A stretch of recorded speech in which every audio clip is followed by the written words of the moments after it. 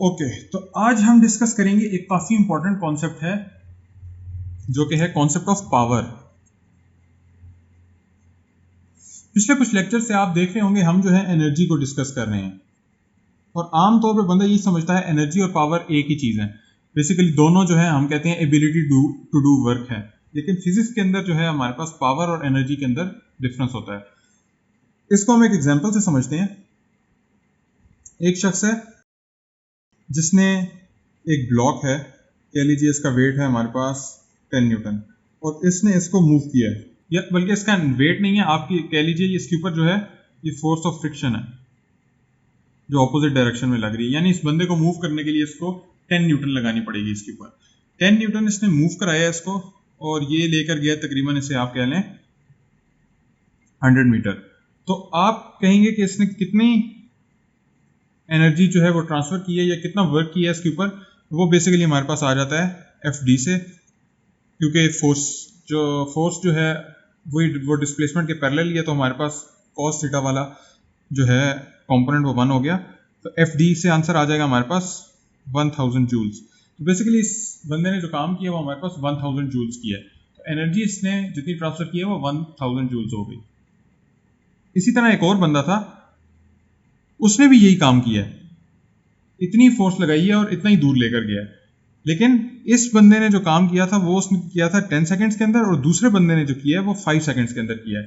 लेकिन एनर्जी अगर हम देखें तो दोनों केस में उन्होंने 1000 जूल्स ही लगाई है। तो हम कैसे डिफरेंशिएट करेंगे कि किस बंदे ने जो है वो कितनी ज़्यादा वर्क किया है, या हम कैसे डिफरेंशिएट करेंगे कौन सा बंदा ज़्यादा एफिशिएंट है। यहाँ पर कॉन्सेप्ट आता है पावर का।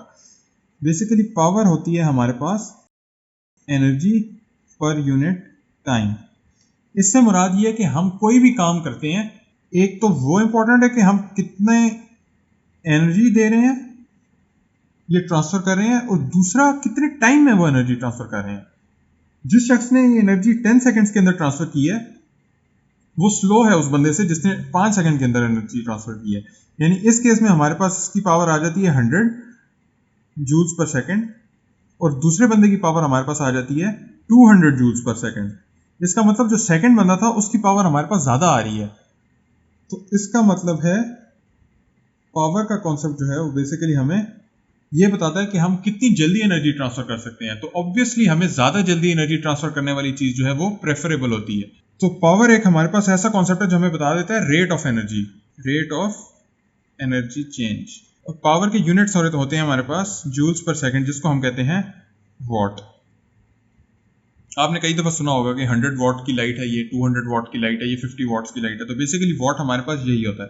जो लाइट्स होती हैं वो हमारे पास इलेक्ट्रिकल एनर्जी, यहाँ पर जो हम एनर्जी डालते हैं वो इलेक्ट्रिकल एनर्जी आ रही होती है, और वो कितनी इलेक्ट्रिकल एनर्जी कंज्यूम कर रही है पर यूनिट टाइम, उसको हम कहते हैं वॉट।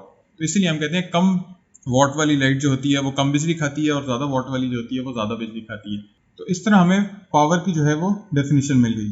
जो बुक की डेफिनेशन है पावर की वो भी मैं आपको बता देता हूँ, वो होती है power is defined as the rate of doing work. Basically ये वही बात है जो मैंने आपको एक्सप्लेन की थी ऊपर, वो मैंने आपको मैथमेटिकली बता दी थी, ये अब वर्डिंग में मैंने आपको बता दी है। इसको मजीद हमें एक एग्जांपल से आगे समझते हैं। हमने एक पंप की पावर जो है वो कैलकुलेट करनी है जो कि 70 kg ऑफ वाटर जो है उसे लिफ्ट करता है। यानी ये वाटर पड़ा है हमारे पास एक टैंक के अंदर, इसके अंदर एक पंप लगा हुआ है जो इधर से पानी ऊपर एक टैंक में पहुंचा रहा है। और कितना पानी पहुंचा रहा है? 70 kg ऑफ वाटर जो है वो लिफ्ट करता है हाइट ऑफ 16 मीटर्स पे 10 सेकंड्स के अंदर। तो इसकी हमने पावर कैलकुलेट करनी है, तो सबसे पहले हमें क्या पता होना चाहिए? सबसे पहले हमें वर्क पता होना चाहिए कि ये पंप कितना वर्क कर रहा है इस पानी को यहां से यहां तक ट्रांसफर करने में। वर्क हमारे पास क्या होता है? वर्क हमारे पास होता है फोर्स टाइम्स डिस्प्लेसमेंट। तो लाजमी बात है इस पंप ने इस वाटर के ऊपर कोई फोर्स लगाई है और उसे 16 मीटर तक डिस्प्लेस किया है, तब उसने वो एनर्जी उसके ऊपर इंपार्ट की है। तो फोर्स कितनी उसे लगानी पड़ रही है? ऑब्वियसली ये अगेंस्ट द ग्रेविटी वर्क हो रहा है, तो फोर्स उसे उसके वेट के इक्वल लगानी पड़ी है जो कि है mg। ये हमारे पास आ जाएगा 70 kg वाटर है, तो 70 इंटू 9.81 हमारे पास होता है ग्रेविटेशनल एक्सेलरेशन। तो हमारे पास फोर्स आ जाएगी इसकी, ये आ जाएगी हमारे पास 686.7 न्यूटन्स, है ना। चलिए जरा सब्सक्राइब का बटन दबाइए। अच्छा, तो ये अब हमारे पास आ गई फोर्स। तो इसने वर्क कितना किया होगा, वो होगा हमारे पास 686.7 मल्टीप्लाइड बाय 16 मीटर्स। तो ये आ जाएगा हमारे पास वर्क, जो कि है 10,987.2 न्यूटन मीटर्स। अब वर्क जब हमारे पास आ गया तो हमने पावर किस तरह निकालनी है, आपको पता है power is equal to work per unit time. तो ये आ जाएगा हमारे पास 10,987.2 डिवाइडेड बाय कितनी देर में ये पानी ऊपर पहुंचा रहा है, 10 सेकेंड्स के अंदर। तो ये आ गया हमारे पास 1098.7 वॉट। तो ये आ गई हमारे पास इसकी पंपिंग पावर।